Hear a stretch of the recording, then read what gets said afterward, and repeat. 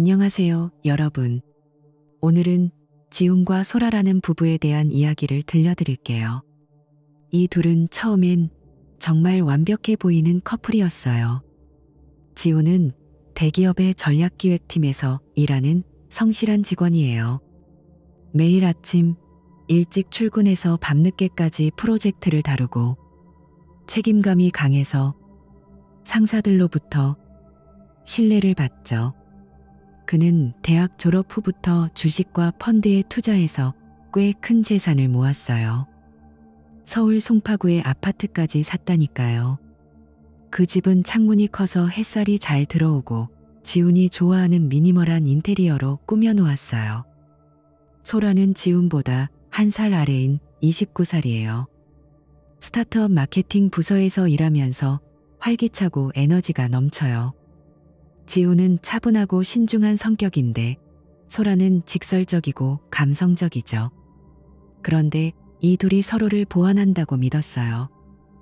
너처럼 조용한 사람이 있어서 다행이야. 나 혼자면 너무 들떠서 실수할 텐데 소라는 지훈에게 그렇게 말하곤 했어요. 지훈은 웃으며 대답하죠. 너 덕분에 내가 더 밝아지는 기분이야. 신혼생활은 정말 행복으로 가득 찼어요. 매일 아침 지훈이 먼저 일어나 커피를 타주고 소라는 그 향에 깨어나서 미소를 지어요. 출근길에 지훈이 소라를 회사까지 데려다주고 오늘도 화이팅 하며 손을 흔들죠. 소라는 창문 너머로 키스를 날려요. 퇴근 후에는 함께 저녁을 준비해요. 소라는 파스타를 전문으로 하죠. 토마토 소스를 끓일 때 마늘을 썰고 바지를 넣으며 오늘은 새우 넣어서 해볼까? 라고 물어요. 지훈은 채소를 다듬고 설거지를 도맡아요. 맛있게 해줘서 고마워. 지훈이 포크로 한 입 먹으며 말하죠. 소라는 눈을 반짝이며 네가 도와주니까 더 맛있는 것 같아 라고 해요. 주말이 되면 둘이 차를 타고 경기권으로 나가요. 양평이나 가평 쪽으로 가서 산책로를 걸으며 이야기를 나누죠. 한 번은 양평의 작은 카페에서 커피를 마시며 소라가 말했어요. 여기 공기 너무 좋지? 서울에서 벗어나니까 마음이 가벼워져. 지훈은 고개를 끄덕이며 맞아. 다음엔 여기서 하루 묵고 갈까? 라고 제안하죠. 그들은 맛있는 음식을 먹어요. 양평의 한 식당에서 제철 채소와 고기를 구워 먹고 소라는 이 고기 부드럽네 하며 웃어요. 지훈은 소라의 손을 잡고 너랑 먹으니까 더 맛있어 라고 속삭이죠. 소라는 팝 음악을 좋아해요. 차 안에서 노래를 틀면 소라가 크게 따라 부르죠. 지훈은 음치지만 노력해서 화음을 맞춰요. 베이비, 베이비, 예. 소라가 흥겹게 부르면 지훈이 예, 예 하며 따라하죠. 소라는 깔깔 웃으며 너 목소리 귀여워 라고 해요. 집에 돌아와서도 그 흥이 가시지 않아요. 저녁에 소파에 앉아 TV를 보며 소라가 지훈의 어깨에 기대요. 오늘 재미있었어? 지훈이 물으면 소라는 응, 최고야 라고 대답하죠. 그들은 미래에 대해 자주 이야기해요. 소라는 아이를 몇 명 낳을지 계획하죠. 둘 낳자. 아들 하나, 딸 하나. 지훈은 미소 지으며 좋아. 아들은 준호, 딸은 은서로 할까? 소라는 눈을 동그랗게 뜨고 와. 벌써 이름 지었어? 나도 그 이름 좋아 라고 해요. 지훈의 눈에는 사랑과 희망이 가득 차 있어요. 그들은 더 큰 집으로 이사갈 계획도 세워요. 송파구에서 더 넓은 데로 가자. 마당 있는 집. 소라가 말하면 지훈이 그래. 아이들이 뛰어놀 수 있게 라고 맞장구 쳐요. 교육에 대해서도 논의하죠. 영어 유치원 보낼까? 소라가 물으면 지훈이 자연스럽게 배우게 해주자. 강연은 실어떡보라고 해요. 어느 주말 가평의 호수 근처에서 산책할 때 소라가 지훈의 팔을 끼고 말했어요. 우리 이렇게 평생 함께할 수 있을까? 지훈은 그녀를 안아주며 당연하지. 너 없인 안 돼라고 대답하죠. 바람이 불어오고 호수 물결이 반짝이는데 그 순간 둘이 키스해요.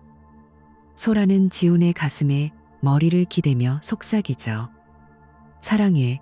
지훈도 나도 사랑해라고 해요.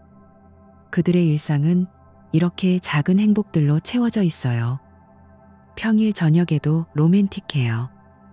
소라는 지훈에게 마사지를 해주죠. 오늘 피곤했지? 여기 눌러줄게. 지훈은 눈을 감고 고마워. 소라야 라고 해요. 그 후에 둘이 와인을 한 잔씩 마시며 하루를 나누죠. 오늘 회사에서 새로운 캠페인 아이디어가 나왔어. 재미있을 것 같아. 소라가 흥분해서 말하면 지훈이 자세히 들려줘 라고 관심을 보이죠. 지훈도 자신의 프로젝트를 이야기해요. 이번 전략이 성공하면 보너스 받을 수 있을 거야. 소라는 잘 될 거야.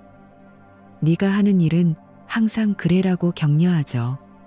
한 번은 지훈이 출장으로 하루 늦게 돌아왔어요. 소라는 집에서 기다리며 케이크를 구워 놓았죠. 문이 열리자 소라가 달려와 안기며 보고 싶었어 라고 해요. 지훈은 피곤한 얼굴로 웃으며 나도. 이 케이크 냄새 좋네라고 하죠. 둘이 함께 먹으며 웃음소리가 집안을 가득 채워요. 소라는 지훈의 손을 잡고 항상 이렇게 행복하자라고 말해요. 그들의 관계는 이렇게 안정적이었어요. 지훈은 소라의 에너지를 사랑하고 소라는 지훈의 안정감을 의지하죠. 매일 밤 잠자리에 들 때 소라가 지훈의 팔을 베고 누워요. 좋은 꿈 꿔. 지훈이 속삭이면 소라는 너도라고 해요. 창밖으로 서울의 불빛이 들어오고 둘이 포근하게 잠들어요. 또 다른 주말 양평의 산책로에서 소라가 꽃을 따서 지훈에게 주죠. 이거 내게. 지훈은 받아들며 예쁘네. 너처럼 너칼이라고 해요. 소라는 얼굴을 붉히며 웃어요. 카페에서 아이스 아메리카노를 마시며 소라가 다음 휴가엔 제주도 갈까? 라고 제안하죠. 지훈이 좋아. 받아보고 싶어 턴 나고 대답해요. 그들은 계획을 세우며 흥분해요. 집에서 요리를 할 때도 재미있어요. 소라가 파스타 소스를 저으며 맛 좀 봐 라고 하면 지훈이 숟가락으로 떠먹고 완벽해 라고 해요. 둘이 테이블에 앉아 먹으며 하루를 돌아보죠. 오늘 네가 웃는 모습이 제일 좋았어. 지훈이 말하면 소라는 너도라고 해요. 미래 이야기는 끝이 없어요. 아이들 교육은 어떻게 할까? 예술적으로? 소라가 물으면 지훈이 취미로 해주자. 강제는 안 되라고 해요. 소라는 고개를 끄덕이며 맞아. 행복이 제일이야 라고 하죠. 지훈의 눈빛에 희망이 빛나요. 이런 날들이 계속되며 그들의 사랑은 깊어져요. 소라는 지훈에게 작은 선물을 주곤 해요. 이 넥타이 어때? 회사에서 써봐. 지훈은 감동받아 고마워. 내일 할게 라고 해요. 둘이 함께 있는 시간이 가장 소중해요. 결혼한 지 1년하고 2개월이 지난 어느 저녁, 소라가 갑자기 지훈에게 새로운 제안을 꺼냈어요. 식탁에 앉아서 파스타를 먹던 중 소라가 포크를 내려놓고 눈을 반짝이며 말했죠.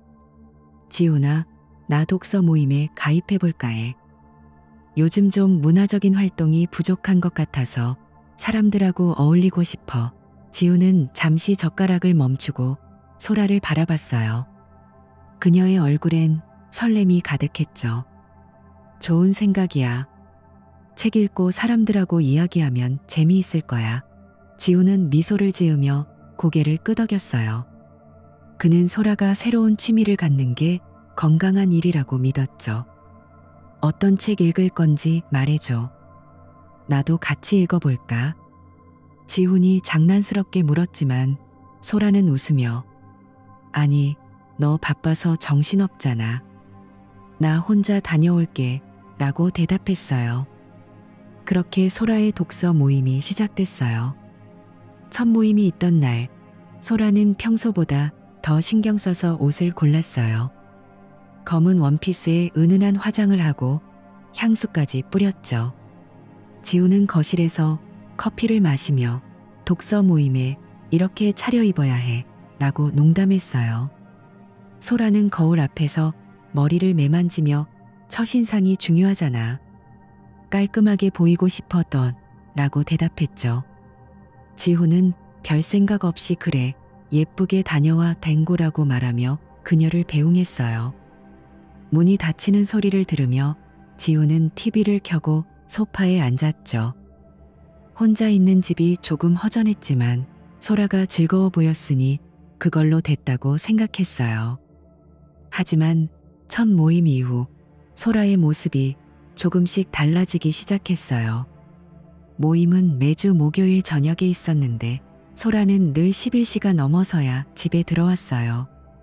처음엔 토론이 길어져서 터터라고 간단히 말했지만 지우는 점점 이상함을 느꼈죠. 소라가 집에 돌아오면 옷에서 은은한 와인 냄새가 났어요. 독서 모임에서 술을 마셔? 지훈이 조심스럽게 물으면 소라는 살짝 짜증 섞인 목소리로 가끔 분위기 띄우려고 한 잔식하는 거야. 뭐 어때? 라고 대답했죠. 지훈은 더 캐묻지 않았어요. 소라가 기분 나빠할까봐 조심스러웠죠. 그러던 어느 날 지훈이 퇴근 후 부엌에 들어가니 싱크대에 접시가 쌓여 있었어요. 소라는 늘 깔끔하게 정리하던 사람인데 요즘은 설거지를 미루기 일쑤였죠. 옷장에도 세탁물이 쌓여 있었어요. 지훈이 소라야, 요즘 좀 바빠? 라고 물으면 소라는 소파에 누워 핸드폰을 보며 응, 회사에서 정신없어. 나중에 할게 라고 건성으로 대답했어요. 지훈은 혼자 설거지를 시작했죠. 스펀지에 비누를 묻히며 물었어요. 독서 모임 재미있어? 어떤 책 읽었어?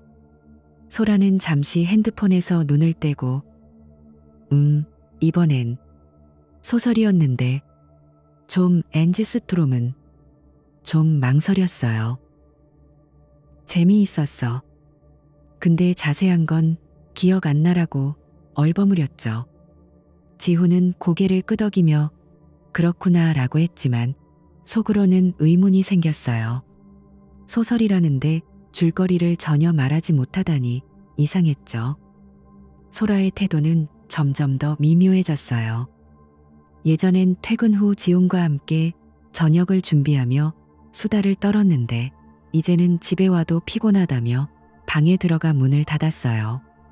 지훈이 다가가 오늘 좀 힘들었어? 라고 묻자 소라는 응. 그냥 좀 피곤해 라며 짧게 대답했죠. 예전처럼 지훈의 어깨에 기대거나 농담을 주고받는 일도 줄어들었어요. 침대에 누워도 소라는 지훈을 등지고 자곤 했죠. 좋은 꿈 꿨더라는 지훈의 말에 응, 너도라는 대답 대신 응 하고 끝나는 날이 많아졌어요. 지훈은 점점 불안해졌어요. 소라가 모임에 갈 때면 화장을 더 진하게 하고 평소 안 쓰던 붉은 립스틱을 바르곤 했죠. 향수 냄새도 강해졌어요. 어느 날 밤 소라가 12시가 다 되어서 들어왔어요. 와인 냄새가 코를 찔렀죠. 지훈이 또 술 마셨어? 무슨 독서 모임이 이렇게 술을 마셔? 라고 묻자 소라는 눈을 흐리며 왜 자꾸 캐물어? 그냥 친구들이랑 좀 놀았어 라고 쏘아붙였어요. 지훈은 말문이 막혔죠. 소라가 이렇게 날카롭게 말한 적은 처음이었어요. 알았어, 미안. 지훈은 조용히 방으로 들어갔어요. 하지만 마음은 무거웠죠. 지훈의 회사 생활도 흔들리기 시작했어요. 전략기획팀에서 늘 침착하고 논리적인 모습으로 인정받던 지훈이 최근엔 회의에서 자주 멍하니 있었어요. 동료인 민수가 점심시간에 물었죠. 지훈아, 요즘 왜 그래? 무슨 고민 있어? 지훈은 어색하게 웃으며 그냥 좀 피곤해서 떴더라고 둘러댔어요. 하지만 속으론 소라가 무슨 일을 하는지, 왜 이렇게 변했는지 머릿속이 복잡했죠. 상사인 팀장님이 지훈 씨, 이번 프로젝트 자료 좀 서둘러야겠어요. 요즘 집중력이 떨어진 것 같아요. 라고 말했을 때 지훈은 고개를 숙이며 죄송합니다. 바로 준비할게요. 라고 대답했어요. 퇴근길. 지훈은 차 안에서 라디오도 틀지 않고 조용히 운전했어요. 집에 가는 길이 예전처럼 설레지 않았어요. 어느 목요일, 소라가 또 모임에 간다고 나갔어요. 지훈은 집에서 혼자 밥을 먹었죠. 테이블 위에 놓인 소라가 좋아하던 바질 파스타를 보니 가슴이 먹먹했어요.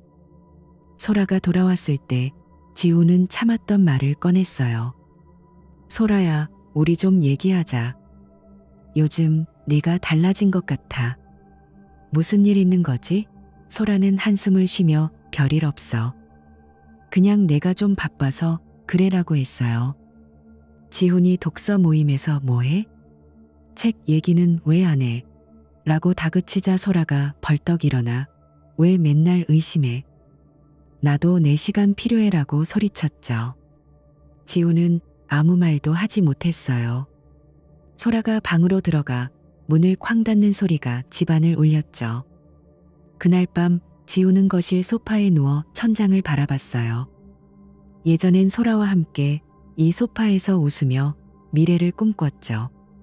하지만 지금은 그 따뜻했던 순간들이 멀게만 느껴졌어요. 소라의 전화기가 부엌에 놓여 있었어요. 화면이 잠깐 켜지며 알림이 떴죠. 지훈은 무심코 보다가 메시지 하나를 봤어요. 오늘도 재미있었어. 다음에 또 봐. 발신자는 민재라는 이름이었어요. 지훈의 심장이 쿵 내려앉았죠. 그는 전화기를 내려놓고 숨을 깊게 들이쉬었어요. 창밖 서울의 불빛이 반짝였지만 지훈의 마음은 점점 더 어두워졌어요. 소라의 행동은 점점 더 이상해졌어요. 그녀는 하루 종일 핸드폰을 손에서 놓지 않았죠. 메시지가 올 때마다 화면을 재빨리 가리거나 핸드폰 각도를 바꿨어요. 지훈이 곁에 있어도 눈길 한번 주지 않고 화면에 몰두했죠. 예전엔 소라가 샤워할 때 핸드폰을 거실에 두고 들어갔는데 요즘은 꼭 챙겨 들어가요. 왜 굳이 화장실까지 들고 가? 지훈이 농담처럼 물으면 소라는 그냥 음악 들으려고 라고 짧게 대답했어요. 하지만 지훈은 그녀의 눈이 불안하게 흔들리는 걸 놓치지 않았죠. 어느 목요일 밤 소라가 샤워하는 동안 지훈은 소파에 앉아 멍하니 TV를 보고 있었어요. 부엌 테이블 위에 놓인 소라의 지갑이 눈에 들어왔죠. 무심코 열어보니 안쪽 주머니에 꼬깃꼬깃 접힌 영수증이 있었어요. 손으로 펼쳐보니 그건 집에서 멀지 않은 작은 호텔의 결제 영수증이었어요. 날짜는 지난주 목요일, 소라가 독서 모임에 간다고 했던 바로 그날 밤이었죠. 지훈의 손이 떨렸어요. 심장이 쿵쿵 뛰었고 등골이 서늘해졌어요. 설마 지훈은 혼잣말을 중얼거리며 영수증을 다시 지갑에 넣었어요. 소라가 샤워를 마치고 나왔을 때 그녀의 핸드폰이 테이블 위에서 깜빡였어요. 연속으로 메시지 알림이 울렸죠. 지훈은 망설였지만 결국 화면을 슬쩍 봤어요. 잠금 화면에 떠있는 메시지는 이름 없는 번호에서 온 거였어요. 오늘 밤 진짜 최고였어. 다음 주에 또 보자. 사랑해. 지훈은 숨이 멎는 기분이었어요. 사랑해라는 단어가 눈앞에서 어지럽게 맴돌았죠. 그는 핸드폰을 내려놓고 소라에게 아무 말도 하지 않았어요. 소라가 머리를 말리며 왜 그래? 무슨 일 있어? 라고 물었지만 지훈은 아니, 그냥 좀 피곤해다고만 대답했어요. 그날 밤 지훈은 잠을 이루지 못했어요.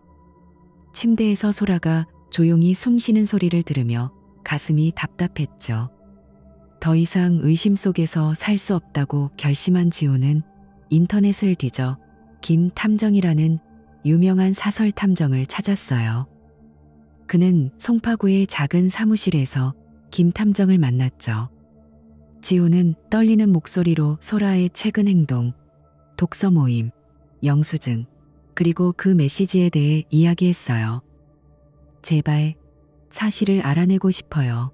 지훈의 눈은 절박했죠. 김탐정은 고개를 끄덕이며 걱정 마세요. 한 주 안에 알아볼게요. 라고 했어요. 지훈은 탐정에게 소라의 일정과 사진, 회사의 주소까지 모두 넘겼어요.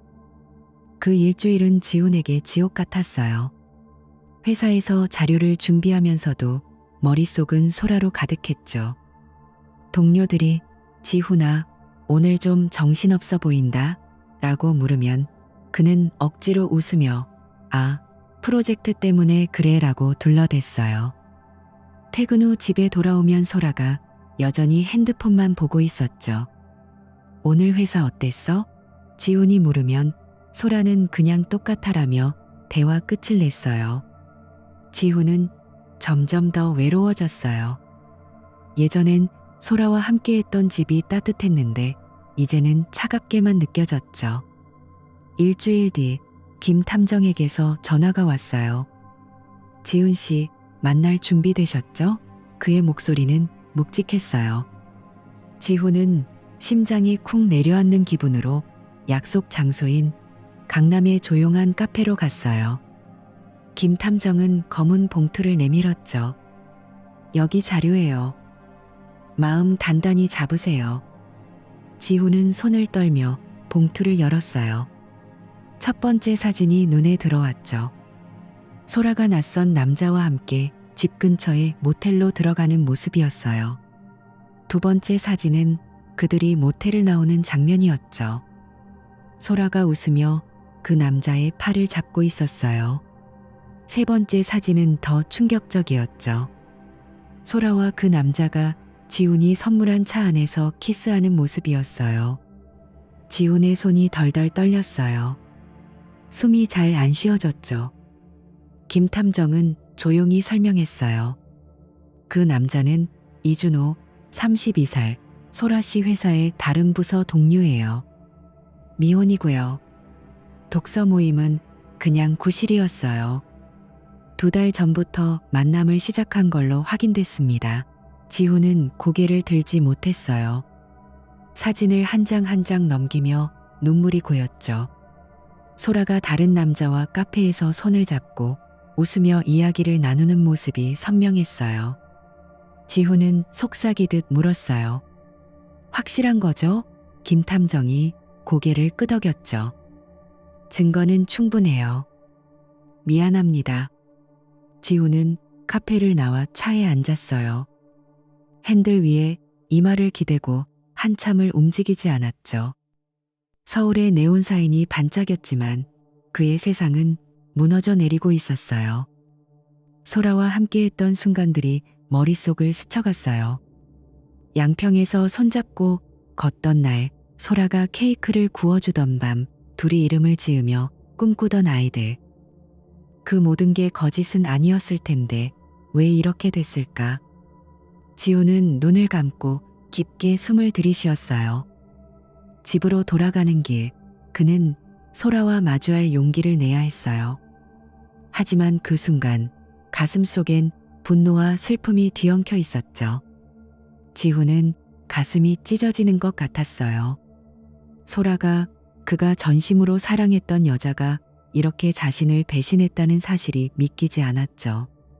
카페에서 김 탐정과 만난 후 지훈은 송파구의 한 호프집으로 갔어요.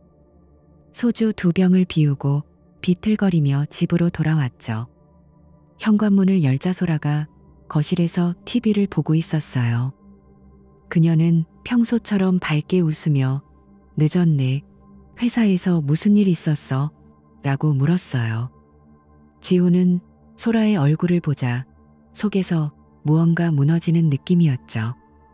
그 웃음, 그 목소리가 모두 가식으로 보였어요. 그는 아무 말 없이 방으로 들어가 문을 잠갔다. 소라가 문을 두드리며 지훈아, 왜 그래? 라고 했지만 지훈은 대답하지 않았어요. 침대에 누워 천장을 바라보며 눈물이 흘렀죠. 다음 날 아침 지훈은 결심했어요. 더 이상 이렇게 살 수 없다고. 그는 인터넷에서 평판 좋은 이혼 전문 변호사를 찾았어요. 강남에 있는 한 로펌에 전화해 바로 그날 오후로 약속을 잡았죠. 변호사 사무실은 깔끔하고 조용했어요. 지우는 김 탐정이 준 봉투를 꺼내 하나씩 자료를 보여줬어요. 사진, 보고서, 그리고 소라와 이준호의 메시지 기록까지.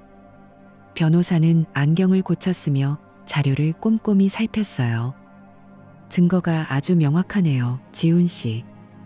재산 분할이나 정신적 손해배상 청구에서도 유리한 위치에 계실 거예요. 변호사의 말에 지훈은 고개를 끄덕였지만 마음은 여전히 무거웠어요. 그는 한숨을 쉬며 물었어요. 이준호도 고소할 수 있나요? 외도로 인한 손해배상으로요.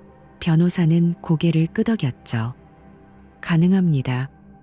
증거가 충분하니 이준호 씨에게도 책임을 물을 수 있어요. 지훈은 단호하게 말했어요. 그렇게 해주세요.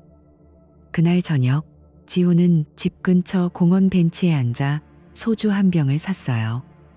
차가운 병을 손에 쥐고 한 모금 마시며 마음을 다잡았죠.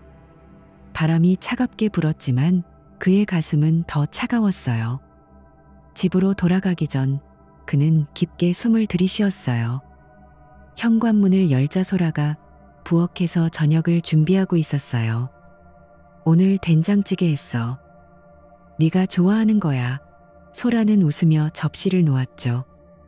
지우는 아무 대답도 하지 않고 소파에 앉았어요.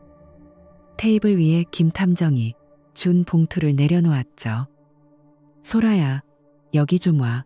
그의 목소리는 낮고 차가웠어요. 소라는 의아한 표정으로 다가왔어요. 왜? 무슨 일이야? 지우는 말없이 봉투를 열어 사진을 한 장씩 꺼냈어요. 첫 번째 사진, 소라와 이준호가 모텔로 들어가는 모습. 두 번째 사진, 카페에서 손을 잡고 있는 장면. 세 번째 사진, 차 안에서 키스하는 모습. 소라의 얼굴이 새하얗게 질렸어요. 그녀의 손이 떨리기 시작했죠. 지훈아, 이게. 소라가 말을 잇지 못하자 지훈이 차갑게 말했어요. 설명해봐. 이게 뭐야? 소라는 주저앉으며 울음을 터뜨렸어요. 오빠, 미안해. 이건 그냥 한순간의 실수였어. 나도 왜 그랬는지 몰라. 제발 한 번만 용서해줘. 그녀는 지훈의 손을 잡으려 했지만 지훈은 손을 뿌리쳤어요. 한순간 지훈의 목소리가 떨렸어요. 2달 동안 날 속였어. 독서 모임이라며 날 바보로 만들었지. 이 사진들, 이 메시지들 다 뭐야? 그는 소라의 핸드폰에서 본 메시지를 떠올리며 이를 악물었어요. 사랑해라고 보낸 게 한순간이야? 이준호가 누군데? 소라는 고개를 숙이고 흐느꼈어요. 미안해. 정말 미안해. 하지만 지우는 단호했죠. 넌 더 이상 내 곁에 있을 자격 없어. 우리 이혼할 거야. 소라가 그의 다리를 붙잡으며 제발. 지훈아. 다시는 안 그럴게. 라고 애원했지만 지훈은 차갑게 말했어요. 이미 변호사 만났어. 그리고 이준호도 고소할 거야. 지훈은 자리에서 일어나 현관으로 향했어요. 문을 열기 전 그는 소라를 돌아보며 말했어요. 나 오늘 너희 부모님 댁에 갈 거야. 그분들께도 사실을 알려야겠어. 소라는 눈물을 흘리며 하지마. 제발 엄마 아빠한테 말하면 나 어떻게 해? 라고 소리쳤지만 지우는 문을 닫고 나갔어요. 소라의 부모님 댁은 마포구에 있었어요. 지우는 차를 몰고 가는 내내 마음이 무거웠어요. 장인, 장모님은 늘 그를 따뜻하게 대해줬죠. 문을 열자 장모님이 반갑게 맞았어요. 지훈아, 웬일이야? 소라랑 같이 왔어? 지훈은 고개를 저으며 아니요, 저 혼자 왔어요. 중요한 얘기 드리러 왔습니다. 거실에 앉아 지훈은 봉투를 꺼냈어요. 이거 보셔야 할 것 같아요. 장인어른이 안경을 쓰고 사진을 보자 얼굴이 굳었어요. 장모님은 사진을 보자마자 손으로 입을 막았죠. 이게 소라가 이런 짓을 했다고? 장인어른의 목소리가 떨렸어요. 지우는 차분히 설명했어요. 2달 전부터였어요. 저도 최근에 알았습니다. 장모님은 눈물을 흘리며 지훈아, 내가 이런 일을 겪다니. 우리 딸이 너무 큰 잘못을 했어. 참나고 했어요. 장인어른은 한참 동안 말없이 사진을 내려다보다가 한숨을 쉬었어요. 지훈아, 내 마음 이해한다. 이혼하려는 거지? 그게 맞아. 지훈은 고개를 끄덕였어요. 네, 더 이상 같이 살 수 없어요. 장모님이 울며 말했어요. 소라가 멍청했어. 너 같은 사람을 잃다니. 지우는 아무 말도 하지 않고 고개만 숙였어요. 집으로 돌아오는 길, 지우는 창밖을 바라봤어요. 서울의 밤거리는 여전히 반짝였지만 그의 마음은 텅 비어 있었어요. 소라와의 추억, 함께했던 웃음, 미래를 꿈꾸던 날들. 그 모든 게 이제는 아픈 상처로만 남았죠. 하지만 지우는 결심했어요. 이 아픔을 딛고 앞으로 나아가야 한다고. 이혼 절차가 시작된 후 지우는 정의가 실현되도록 해야겠다고 다짐했어요. 그는 복수심에 사로잡힌 것도 아니었지만 소라와 이준호가 저지른 잘못의 책임을 져야 한다고 믿었죠. 어느 날 밤 지우는 노트북 앞에 앉아 익명으로 이준호가 다니는 대기업 인사팀에 이메일을 보냈어요. 그는 이준호의 외도 사실과 김 탐정이 제공한 사진 몇 장을 첨부했죠. 메일을 보내는 손이 떨렸지만 지훈은 단호했어요. 이건 그들이 받아야 할 결과야. 그는 혼잣말을 중얼거리며 전송 버튼을 눌렀어요. 며칠 뒤 이준호는 상사에게 불려갔어요. 회의실에서 팀장이 엄한 목소리로 말했죠. 이준호 씨, 회사 윤리 규정을 어겼다는 제보가 들어왔어요. 사실입니까? 이준호는 당황하며 부인하려 했지만 사진이 테이블 위에 놓이자 말을 잇지 못했어요. 그는 중요한 프로젝트에서 제외되고 연말 평가에서 낮은 점수를 받을 것이라는 경고를 들었죠. 동료들은 그를 피하기 시작했어요. 점심시간에 이준호가 식당에서 혼자 밥을 먹는 모습을 보며 누군가 속삭였어요. 저 사람 외도했다며. 진짜 실망이야. 이준호의 얼굴은 굳어졌죠. 그는 보너스도 깎이고 승진 기회도 멀어졌어요. 지우는 소라의 회사에도 비슷한 제보를 했어요. 소라가 다니는 스타트업은 규모가 작아서 이미지 관리에 민감했죠. 투자자와 클라이언트의 신뢰가 생명이었어요. 소라는 어느 날 사장실로 불려갔어요. 사장이 차가운 목소리로 말했죠. 소라 씨, 회사 평판에 영향을 줄 만한 일이 있었어요. 이 사진들 설명할 수 있나요? 소라는 고개를 숙이고 아무 말도 못했어요. 사장은 한숨을 쉬며 자진 사직서를 내는 게 좋겠어요. 라고 했죠. 소라는 결국 사표를 썼어요. 그녀가 사무실을 떠날 때 동료들은 그녀를 외면했죠. 소라는 가방을 들고 회사 문을 나서며 눈물을 흘렸어요. 설상가상으로 외도 사실이 온라인으로 퍼졌어요. 누군가 익명으로 사진을 SNS와 커뮤니티에 올렸고 얼굴은 흐리게 처리됐지만 소라와 이준호임을 아는 사람들은 금방 알아챘죠. 게시물 아래엔 비난 댓글이 쏟아졌어요. 결혼한 사람을 왜 건드려? 이런 사람은 회사에서도 믿을 수 없어. 소라의 친구들, 특히 기혼인 친구들은 연락을 끊었어요. 한 친구는 전화로 남편이 너랑 연락하지 말라고 했어. 미안, 이라고 했죠. 소라는 전화를 끊고 혼자 방에서 울었어요. 이준호도 비슷한 처지였어요. 대학 동창들이 모임에서 그를 제외했고 동료들은 그를 멀리했죠. 두 사람은 새 일자리를 찾으려 했지만 망가진 평판 때문에 번번이 거절당했어요. 소라와 이준호의 관계도 금세 틀어졌어요. 처음엔 서로 위로하며 우리가 함께 버틸 거야 라고 했지만 일이 터지고 나서 서로를 비난하기 시작했죠. 소라가 네가 먼저 유혹했잖아 라고 소리치면 이준호는 너도 즐겼으면서 뭘 이라고 맞받았어요. 결국 둘은 연락을 끊었죠. 소라는 혼자 아파트에 앉아 창밖을 바라보며 후회했어요.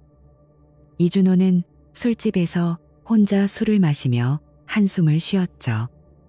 지우는 이 모든 과정을 멀리서 지켜봤어요. 소라와 이준호가 고통받는 모습을 보며 묘한 만족감이 들었지만 가슴 한구석은 여전히 아팠어요. 그는 매일 밤 송파구 아파트에서 혼자 와인을 마시며 생각했죠. 이게 내가 원했던 걸까? 하지만 그는 흔들리지 않으려 했어요. 그들이 저지른 잘못에 대한 대가라고 믿었죠. 마침내 법원의 판결이 나왔어요. 재판관은 소라의 외도를 명백한 증거로 인정했죠. 지훈은 공동재산의 80%를 받았고 소라에게서 위자료를, 이준호에게서도 상당한 정신적 손해배상을 받았어요. 법정을 나서며 지훈은 담담한 얼굴로 변호사에게 말했어요. 고맙습니다. 이제 정리된 기분이에요. 변호사는 미소를 지으며 앞으로 좋은 일만 있길 바랍니다. 라고 했죠. 판결이 끝난 후 소라는 몇 번이나 지훈에게 연락을 시도했어요. 전화로 지훈아, 제발 한 번만 만나줘. 라고 애원했지만 지훈은 차갑게 전화를 끊었어요. 그는 소라의 번호를 차단하고 SNS에서도 그녀를 지웠어요. 소라가 아파트를 떠나는 날, 지훈은 일부러 회사에 남아 늦게 돌아왔어요. 문을 열자 집은 텅 비어 있었어요. 소라가 두고 간 물건은 단 하나, 부엌 선반 위에 놓인 바질 화분뿐이었죠. 지훈은 그 화분을 보다가 조용히 창밖으로 던졌어요. 바람이 화분을 날리며 부서지는 소리가 들렸죠. 그는 소파에 앉아 숨을 깊게 들이쉬었어요. 이상하게도 마음이 가벼웠어요. 지훈은 송파구 아파트에서 새 삶을 시작했어요. 회사로 돌아가 그는 다시 전략기획팀의 에이스로 거듭났죠. 동료 민수가 점심시간에 지훈아, 요즘 다시 폼 올랐다 라고 농담하자 지훈은 웃으며 다시 달려봐야지 라고 했어요. 그는 회의에서 날카로운 제안을 내놓고 팀을 이끌며 상사들의 신뢰를 되찾았어요. 지훈 씨 역시 믿음직해. 팀장이 칭찬하자 지훈은 미소로 답했죠.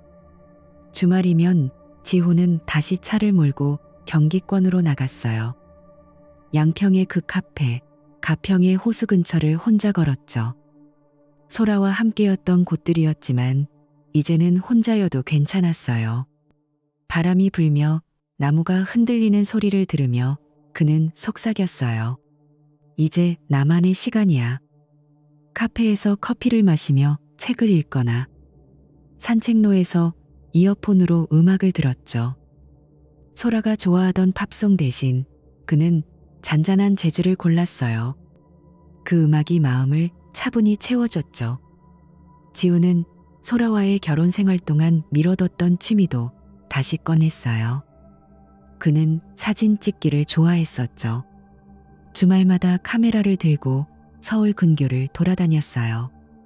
가평의 호수, 양평의 들판, 심지어 한강변의 일몰까지. 셔터를 누를 때마다 마음이 조금씩 치유되는 기분이었어요. 그는 사진을 정리하며 혼잣말했죠. 이걸로 전시회라도 열어볼까? 위자료와 재산 분할로 받은 돈은 지훈의 미래를 더 단단히 했어요. 그는 주식 투자에 이어 부동산에도 손을 뻗었어요. 강남의 작은 상가를 매입하고 임대 수익을 계획했죠. 어느 날 밤 그는 회계사와 통화하며 이제 안정적인 기반을 만들고 싶어요 라고 했어요. 회계사는 지훈 씨 지금 속도면 곧 큰 그림 그릴 수 있을 겁니다 라고 격려했죠. 어느 날 저녁 지훈은 27층 아파트 창가에 앉아 서울의 야경을 바라봤어요. 반짝이는 불빛들이 도시를 수놓고 있었죠. 그는 와인잔을 들고 조용히 중얼거렸어요. 이제 괜찮아. 지난 아픔, 배신, 분노가 그의 마음을 무겁게 했지만 이제 그는 그 모든 걸 내려놓고 있었어요. 30살은 새로 시작하기에 전혀 늦지 않았어요. 그는 자신을 믿었죠. 진짜 사랑, 진짜 신뢰를 다시 찾을 거야. 그는 미소 지으며 와인을 한 모금 마셨어요. 지호는 책상 위에 놓인 노트에 새로운 목표를 적었어요. 더 단단한 커리어, 나를 위한 여행, 진심을 다할 사람. 그는 펜을 내려놓고 창밖을 다시 봤어요. 서울의 불빛이 반짝였고 그의 마음도 조용히 빛나기 시작했어요. 새로운 시작, 새로운 지훈의 이야기가 이제 막 펼쳐지고 있었죠.